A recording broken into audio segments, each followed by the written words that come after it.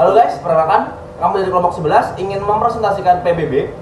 Perkenalkan, nama saya Fahri Akmal dengan NIM 63240783. Saya Riani Aritama dengan NIM 63240008. Saya Jatsir Rabani Aresi dengan NIM 63240078. Saya Fusina Tirta dengan NIM 63240363. Saya Hanidah Horani Zakira dengan NIM 63240912. Saya Kimberly dengan NIM 63241004. Baik, untuk pembahasan yang pertama, makalah ini membahas secara komprehensif mengenai pajak bumi dan bangunan atau PBB di Indonesia, mencakup definisi, ruang lingkup, mekanisme perhitungan, hingga prosedur pelaporan. PBB merupakan instrumen fiskal strategis yang mendukung pembangunan nasional dan daerah. Pajak bumi dan bangunan atau PBB memiliki peran strategis. PBB adalah sumber utama pendapatan negara untuk membiayai pembangunan infrastruktur, kesehatan, pendidikan, dan lain-lainnya. PBB bersifat objektif, ditentukan berdasarkan kondisi properti bukan pemiliknya, menjadikannya adil dan transparan. Kontribusinya besar terhadap APBD atau anggaran pendapatan belanja daerah yang menopang kemandirian finansial daerah. Tantangan pemahaman PBB. Meskipun krusial, pembahasan masyarakat tentang PBB masih rendah. Banyak wajib pajak yang belum mengerti mengapa PBB harus dibayar, cara menghitung, atau prosedur pelaporannya. Kurangnya literasi berdampak pada rendahnya kepatuhan dan hilangnya potensi pendapatan negara. Peningkatan pemahaman PBB sangat mendesak untuk memaksimalkan eksperimen pajak, penerimaan pajak, dan meningkatkan kesadaran wajib pajak. Perumusan masalah makalah. Makalah ini merumuskan masalah untuk memberikan panduan komprehensif tentang PBB. Pertama, definisi dan ruang lingkup PBB sesuai regulasi Indonesia, meliputi objek, subjek, dan landasan hukum. Kedua, mekanisme dan tahapan perhitungan PBB yang benar, termasuk faktor yang mempengaruhinya seperti NJOP dan NJKP. Ketiga, prosedur lengkap pengisian SPPT atau SPOP dan tata cara pelaporan PBB sesuai ketentuan perpajakan. Makalah ini bertujuan menjadi referensi utama PBB di Indonesia. Pertama, memberikan dasar pengetahuan kuat tentang PBB. Definisinya, pembedaan PBB P2 dan PBB P3, serta identifikasi pihak dan aset yang dikenakan pajak, lengkap dengan dasar hukum. Kedua, menguraikan metode perhitungan PBB dari NJOP hingga besaran PBB terutang, dilengkapi contoh praktis.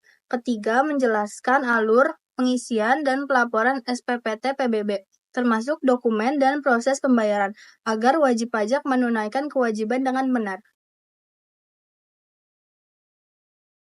Landasan teori PBB. Pajak bumi dan bangunan adalah pajak kebendaan atas kepemilikan tanah atau bangunan. Landasan hukum utamanya adalah Undang-Undang Nomor 12 Tahun 94. Penyempurnaan dari Undang-Undang Nomor 12 Tahun 1985. Objek pajak mencakup bumi dan bangunan. Subjek pajak adalah individu atau badan hukum yang memiliki hak memanfaatkan objek tersebut. PBB dikenakan berdasarkan nilai jual objek pajak NJOP yang ditetapkan tahunan oleh Menteri Keuangan. Sebagian kewenangan PBB P2 telah diserahkan ke pemerintah daerah melalui Undang-Undang Nomor 28 Tahun 2009. Contoh data, luas tanah 725 meter, NJOP tanah 48.000 per meter, luas bangunan 54 meter, NJOP bangunan 162.000 per meter, NJOP TKP 10 juta rupiah. Langkah perhitungan PBB, NJOP tanah sama dengan 725 dikali 48.000 sama dengan 34.800. NJOP bangunan sama dengan 54 dikali 162.000 sama dengan 748.000. Total NJOP 43.548.000. Kurangin NJOP TKP sama dengan 33.548.000. NJKP sama dengan 40%, 33.548.000 sama dengan 13.419.200. PBB terutang sama dengan 0,5% dikali 13.419.200 sama dengan 67.096. Selanjutnya di pengisian SPT PBB. SPT PBB adalah dokumen resmi untuk melaporkan pajak terutang atas properti. Pengisian dapat dilakukan langsung di KPP atau online melalui daerah Kota Bekasi di http://epbb.bekasikota.go.id atau di SIPD pemerintah daerah. Tahapannya meliputi mengisi identitas wajib pajak, menginput data objek pajak, perhitungan nilai pajak terutang, mencetak atau menyimpan bukti pelaporan, dan melakukan pembayaran melalui bank, kantor pos, atau digital. Prosedur ini bertujuan memudahkan wajib pajak dan mendukung administrasi perpajakan digital.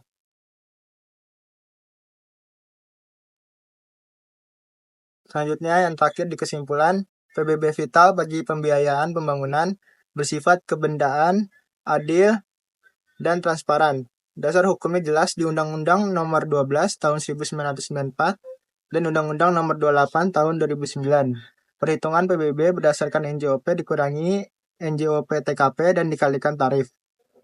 Pelaporan melalui SPPT atau SPOP dapat dilakukan manual atau online. Rendahnya pemahaman masyarakat masih menjadi tantangan. Disarankan sosialisasi berkelanjutan, penyederhanaan prosedur, digitalisasi sistem, dan pemberian insentif bagi wajib pajak patuh untuk meningkatkan kesadaran dan kepatuhan demi pembangunan berkelanjutan.